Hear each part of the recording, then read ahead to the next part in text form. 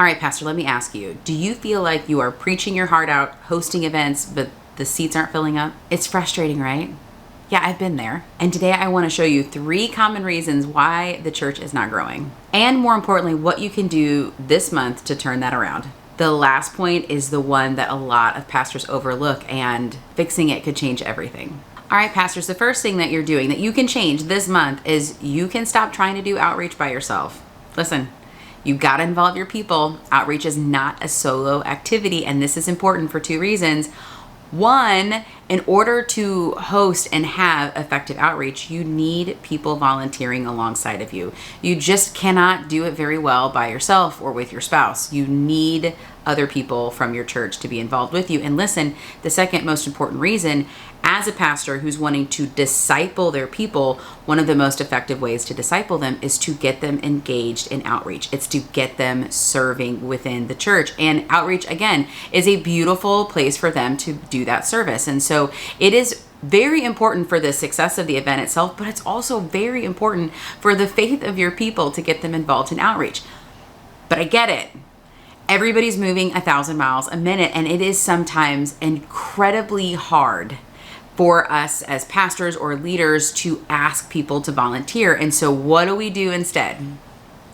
We stand at the pulpit at announcements and we announce the different events that we have going up, and we hope that people will sign up. And some people do, right? It's the 80-20 rule. You will have 20% of your people that are just they're the volunteers. And so you post about an event, they're going to jump up and do that. To get the 80, because you need to get the 80 involved, you need to personally ask them. That is the key. And again, go into it with this idea that it is beneficial for them and that they want to do it. It's not that they're not putting their name on the clipboard because they don't want to volunteer. A lot of times it's because they don't feel like they're qualified. They don't feel like they're wanted there. And so they need that personal invite.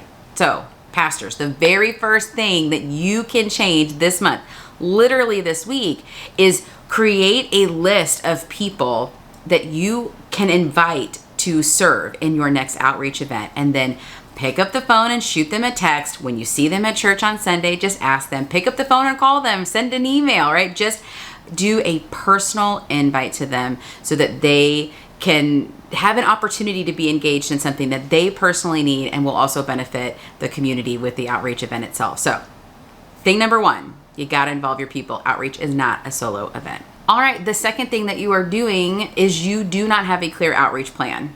You might have some random events, and I see a lot of churches where they have 1 or 2 events for the year, but that's not consistent enough. And the purpose of outreach, again, is to build trust into your community. It's to show the community that you show up for them because Jesus loves them and you're following Jesus.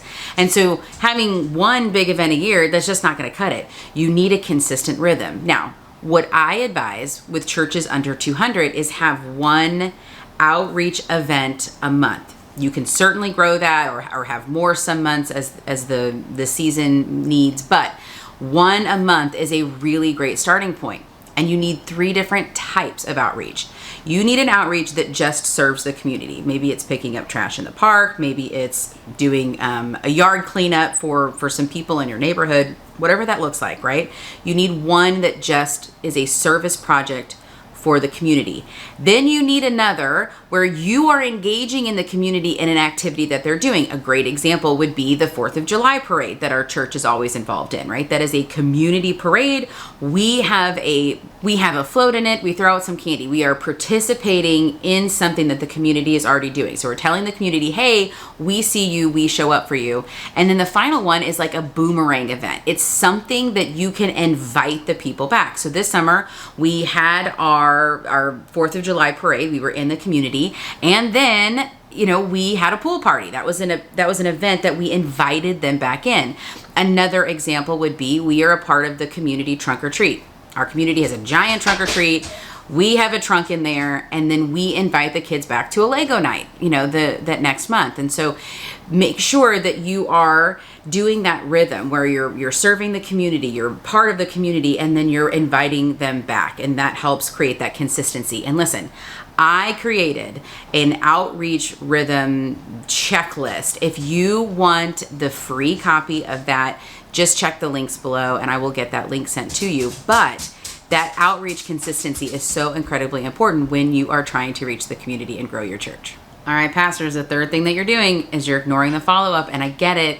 I get it. Follow-up is hard. And I have been really bad about it because it feels like you could possibly be rejected and you don't want to be too, needy. And so what we do is we run on default. We think, well, if they want to come back, they'll come back. That's just not the way it works. The truth is that most guests never come back, and not because the church was bad, it's because no one followed up with them.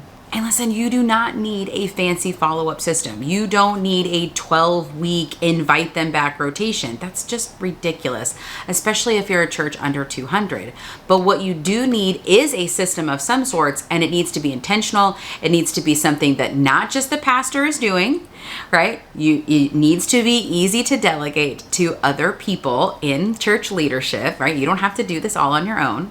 Find somebody who is really gifted in this area and have that be their ministry. That's incredibly important and powerful. But it can be as simple as getting their contact information, doing a quick phone call or text, inviting them to a coffee, and then inviting them to a small group, right? It doesn't have to be this crazy intense thing, but you do need to create a system, and that system does need to be intentional, and it also needs to be something, again, that you can hand off for someone else to do. Because again, we are a bottleneck, pastors. If we're trying to do everything, especially for churches under 200, we will fail. There is not enough of us to go, around the day. It's 24 hours. That's all we've got. And so stop being the bottleneck for your church with this follow-up and make sure that you've created a system, one that's easy to follow, that's intentional, and that you can hand off to someone else. And you can always tweak it and change it as the seasons go. That's the other thing.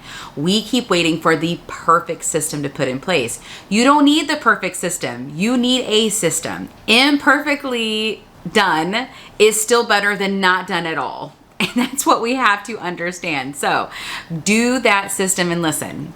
I am so passionate about this and creating that accountability that we need that I created the field team. And in it, it talks about the different follow-up systems that churches need. And I am getting that course ready to go. So if you want information about that, just look at the link below and I'll get that information to you. But churches, you need an intentional follow-up system. Get that done this week. All right, churches. Church growth is not complicated, but it is intentional. And I think we need to start providing some intentionality in this particular area. So mobilize your people for outreach. Create a clear rhythm of what your outreach events will look like. And don't let guests slip through the crack. Stop being the bottleneck in this area and provide a system and empower your people to see that follow up through. And listen, if this video is helpful in any way, please subscribe to my channel, put out new videos on Thursday, and I'm trying to gear this channel more to helping churches. I am very passionate about God's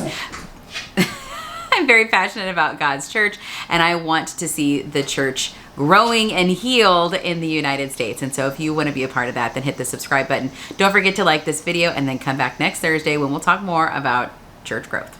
Thanks, guys.